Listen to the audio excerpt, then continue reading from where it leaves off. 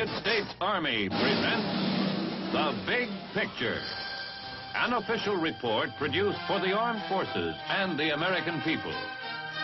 Now, to show you part of the big picture, here is Sergeant Stuart Queen. The United States Army is proud to focus the big picture camera on its sister service, the United States Navy, in telling the story of one of its most distinguished wartime leaders, Fleet Admiral Chester W. Nimitz. The Nimitz story is not simply the account of an outstanding naval officer who rose to a position of greatness and honor. It is also the chronicle of our modern Navy, its coming of age, and its greatest triumph in the epic struggle for the Pacific during World War II. For just as many of our Navy's greatest victories resulted from Nimitz's brilliant planning and bold strategy, so Nimitz himself is the embodiment of the finest tradition of naval service. The Nimitz story begins before the turn of the century. Far from the ocean, he would one day command. Texas was a prospering state in 1885 when Chester Nimitz was born in the tiny town of Fredericksburg. There was room on the great western plains where a man could run cattle or farm and grow with America. Nimitz's people were pioneer stock, and their faith in their country's future formed the bedrock of their children's heritage. Although his pioneering grandfather had once followed the sea, there was little else in the boy's landlocked environment to point him towards the Navy. But while Nimitz grew, America's Navy grew too. The 100-year-old Constellation was still in use to train men during the Spanish-American War. But our sea battles were fought by revolutionary armored steam warships.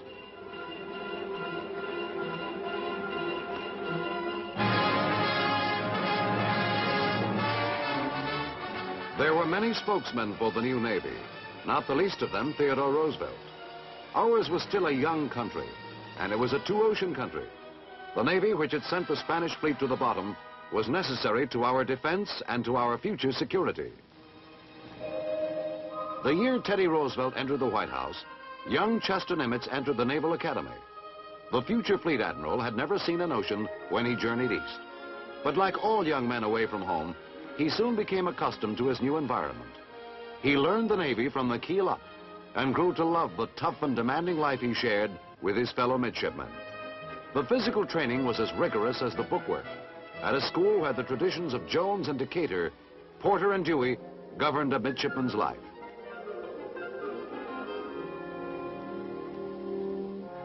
Although American naval tradition ran back to the Revolution, the service itself during Nimitz's days at Annapolis looked to the future. New ideas on the importance of sea power, new fighting techniques and weapons were making their mark. A young man could not only see the world in the new Navy, he could find the broadest possible challenge to his imagination. The day of wooden ships had passed, but iron men were needed more than ever.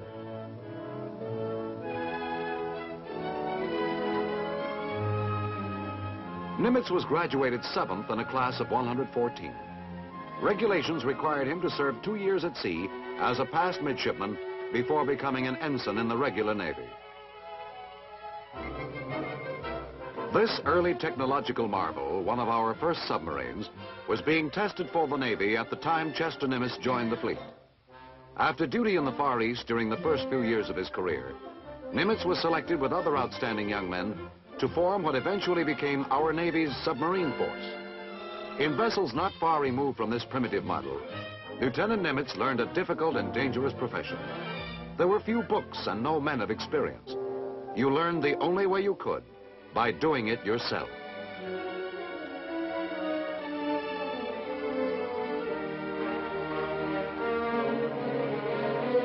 Lieutenant Nimitz wrote prophetically in a naval journal of 1912, "Improvement in the size, motive power, and speed of the submarine craft of the near future will result in a most dangerous offensive weapon." His prediction would be borne out by the importance of submarine action in the First World War. By 1918, Nimitz was one of the most experienced submariners in the service and a commander. But a broad and varied background was essential to a man's career in the complex Navy. and the best place to acquire it was the surface fleet. Nimitz, when a captain, went on to command major warships in the 20s and 30s, including the cruisers Chicago and Augusta. During these years, he had full opportunity to study the kind of sea and air operations which later proved so successful in the war against Japan.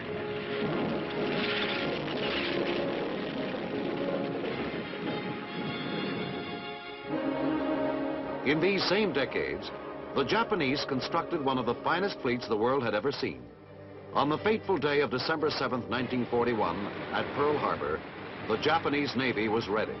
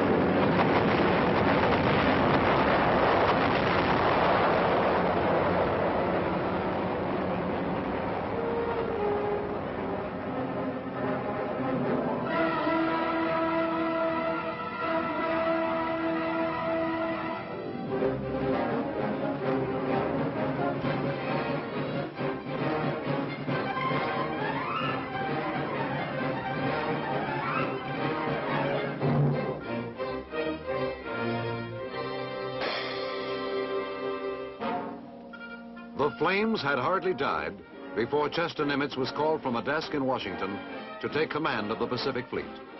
It was a dark time and a formidable task. It would take a man of vast experience and vigor to bring both hope and victory out of wreckage and chaos. It would take a Nimitz. The Japanese quickly followed their surprise success at Pearl Harbor with territorial grabs across the Western Pacific as American forces fought and lost against overwhelming odds. By the spring of 1942, Japan controlled most of the land and dominated the sea and air west of Pearl Harbor. It was up to our Navy to hold the line.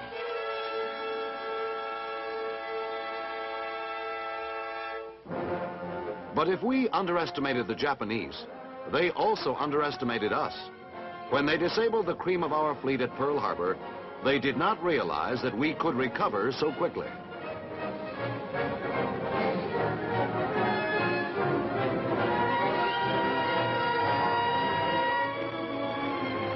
While we recovered strength, our submarines carried the fight to the enemy's waters.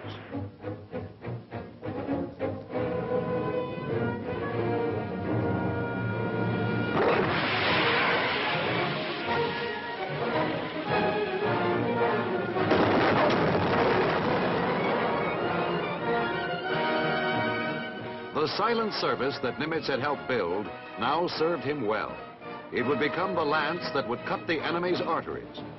The saga of these gallant vessels is among the most inspiring in the heroic annals of the Navy.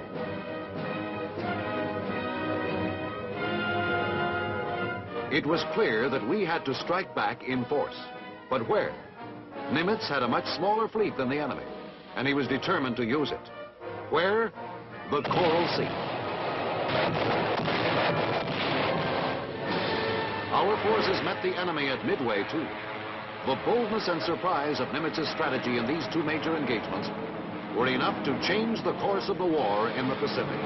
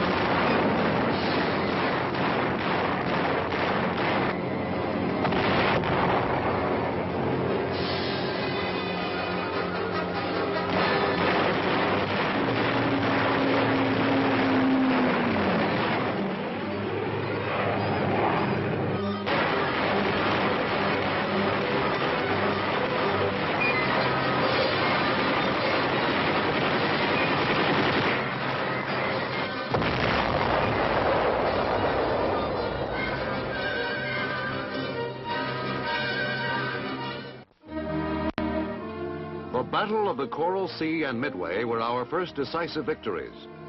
Nimitz expressed the gratitude of the nation when he decorated many of the Navy pilots and sailors who had helped turn back the enemy.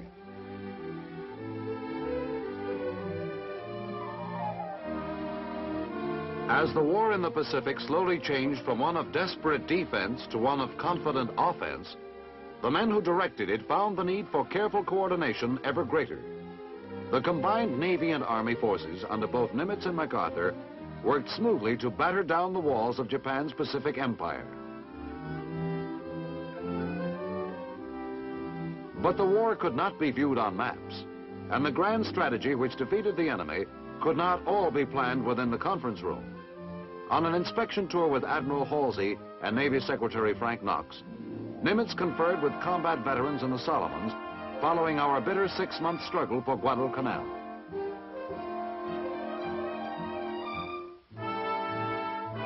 On Kwajalein Island, Nimitz inspected what was left of Japanese defenses. After the American fleet and ground forces had hit the island, wrecked equipment and fire-scorched beaches told the story of our success.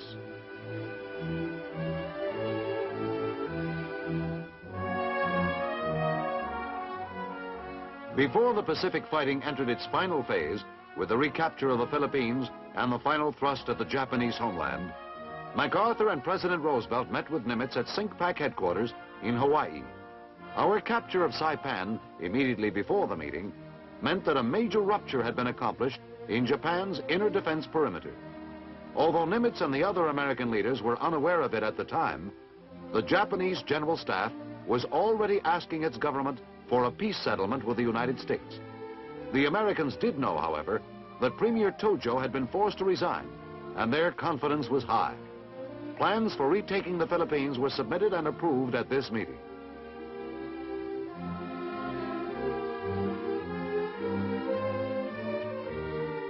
In spite of the enormous responsibility and pressure which bore down upon Nimitz during these busy and critical days, in spite of daily decisions involving thousands of lives, he remained the same gentle, dignified, humble man he had always been.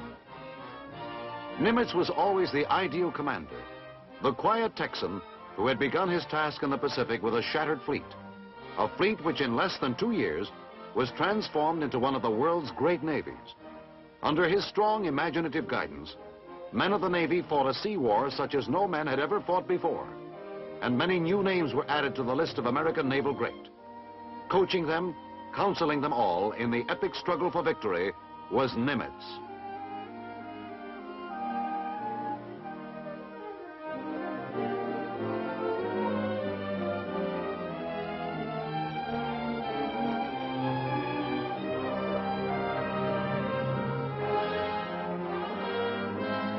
On the 3rd anniversary of the attack at Pearl Harbor, Admiral Nimitz spoke to naval personnel and civilian workers who helped repair many of our wrecked vessels. The job is not finished.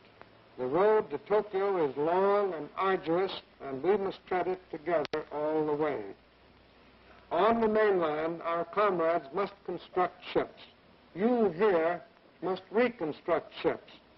We of the fighting units must destroy ships, enemy ships. Construction, reconstruction, destruction. For Nimitz, there was no relaxation of responsibility.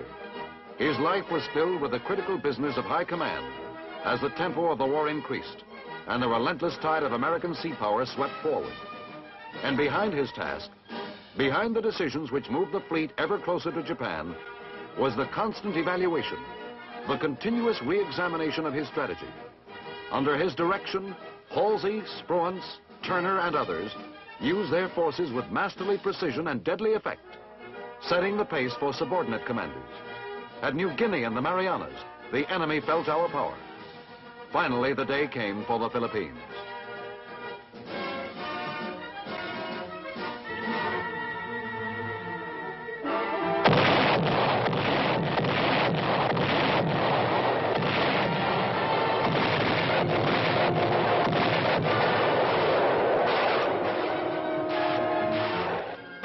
The decision of Nimitz and MacArthur to skip the southern Philippine Islands paid off. And on October 20th, 1944, American soldiers stormed the Leyte beaches. As the Japanese prepared to defend themselves against the American attack, their adherence to a cause already lost carried them to fanatical excess.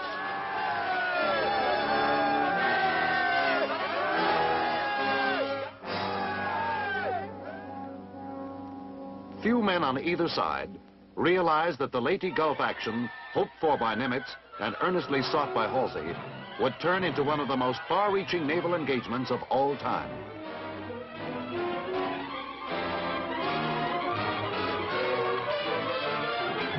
We threw everything we had at the enemy, and his losses were staggering.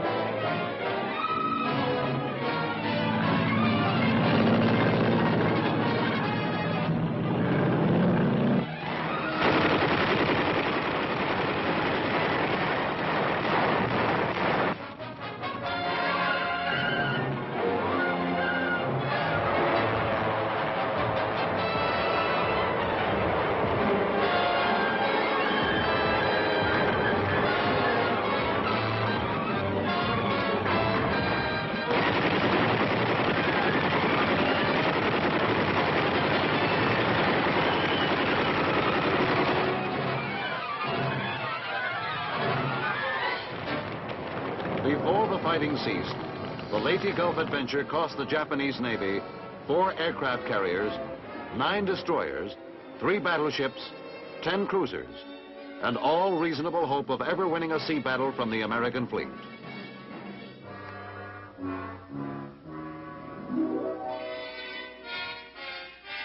For some of our men, too, Leyte Gulf was the last fight.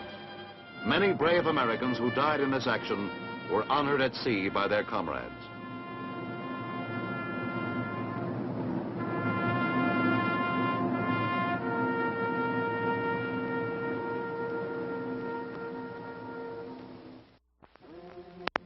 The liberation of the Philippines soon became a certainty, and Nimitz urged his commanders forward. Halsey's carriers were both the cavalry and artillery of the Navy as they closed in upon the enemy. Island by island, American ground forces followed as the power of the Japanese war machine withered and began to die. But the Japanese were desperate men, and desperation breeds its own terrors. One of the most destructive was kamikaze, the spirit of the divine wind. We called them suicide planes. In the Philippines, they came like fierce hornets. They attacked alone and they attacked in bunches. For a while, it seemed they would never stop coming.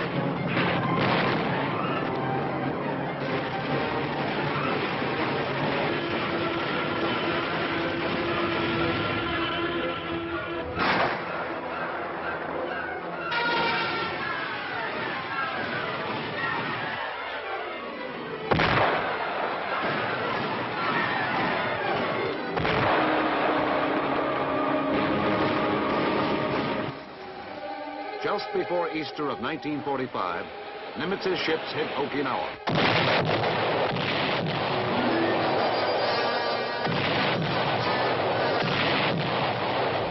told 183,000 troops participated in this epic landing, with the heaviest naval support in the Pacific. Okinawa represented the final, but by no means the easiest obstacle on the road to Japan. As the troops streamed inland from the beaches, the opposition stiffened. It was the last ditch for the Japanese.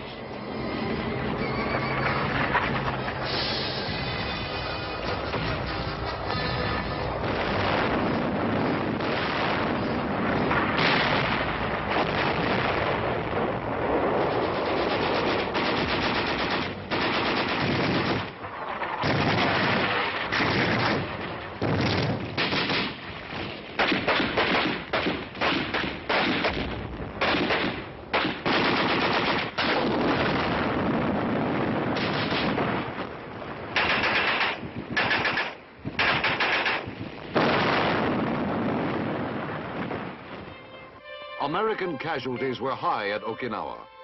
But for men who had carried their strength and their faith so far in the 3½ years since Pearl Harbor, victory was now in sight.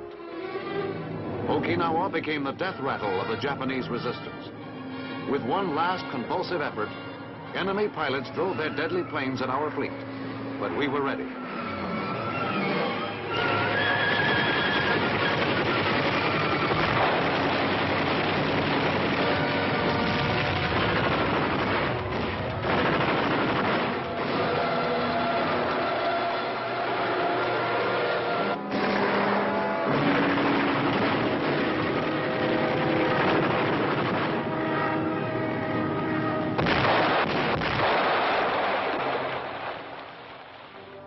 In June, it ended.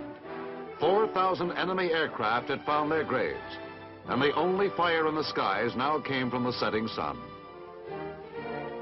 Nimitz went ashore at Okinawa to view the remains. The hope and confidence which had been born at the Coral Sea and Midway during the dark and doubtful days of 1942 were here fulfilled. These were the men who had suffered the hardships of Guadalcanal and the frustration of New Guinea. Men who had brought in ringing victories in the Philippines and on the tiny island of Iwo Jima. This was their final triumph. Okinawa, the doorsill of Japan.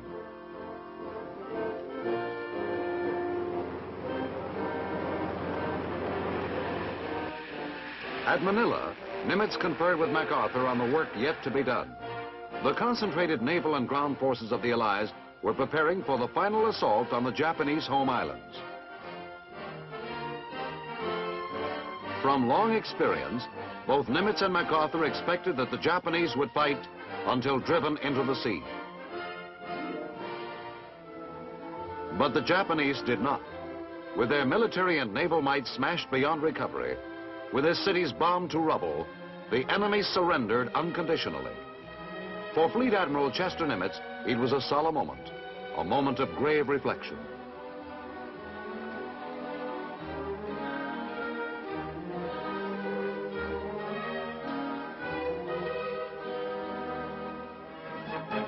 Upon his return, a jubilant nation greeted him.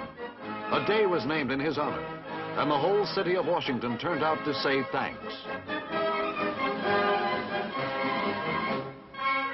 Crowds jammed the streets to get a glimpse of the man who had done so much to bring them victory.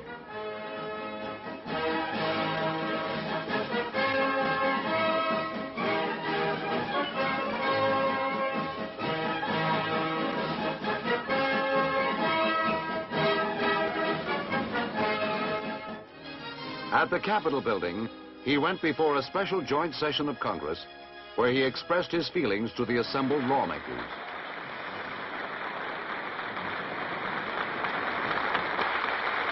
I am sensible of the fact that I do not come here as an individual, and I acknowledge at the outset that I am here only as a representative of the brave men who fought under my command in the Pacific.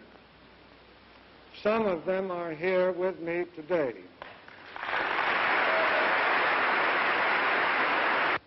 I pray that no future war may ever again find us unprepared. Most of all, I pray that such a war does not begin and end to our disadvantage before we can even begin to fight. This need not happen to us. It will not happen to us if we exercise our intelligence, our vigilance, and use our good, plain common sense and keep our fighting forces ready.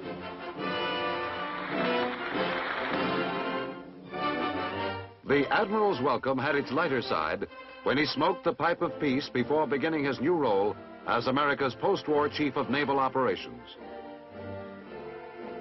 From Admiral Richard Byrd, the new chief received a briefing on the 1946 Navy expedition to the South Pole.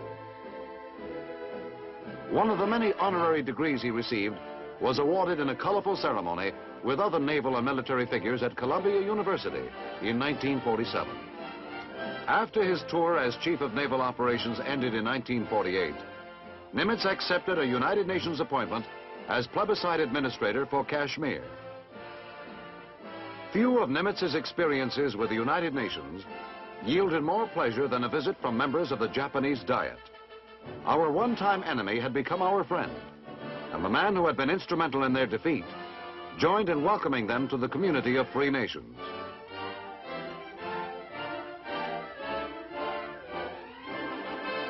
In 1951, Nimitz was still not ready to relax. After he resigned his United Nations post, President Truman appointed him chairman of a special commission on internal security.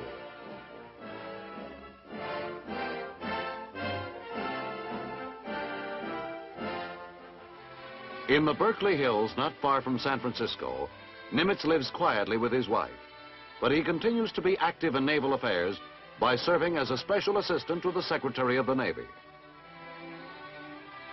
A weather vane with 5 stars and a submarine replica are all that mark the Admiral's quarters. There is still much to keep him busy, and for the first time in many years, he also finds an opportunity to enjoy his garden.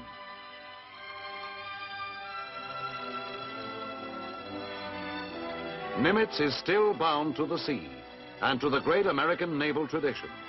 His contribution in strategy and leadership will be long remembered in the Navy, and his personal example admired by all men who follow the sea.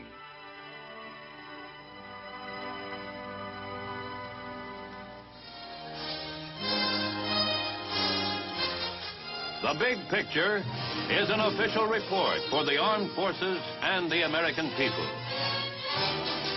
Produced by the Army Pictorial Center. Presented by the Department of the Army in cooperation with this station.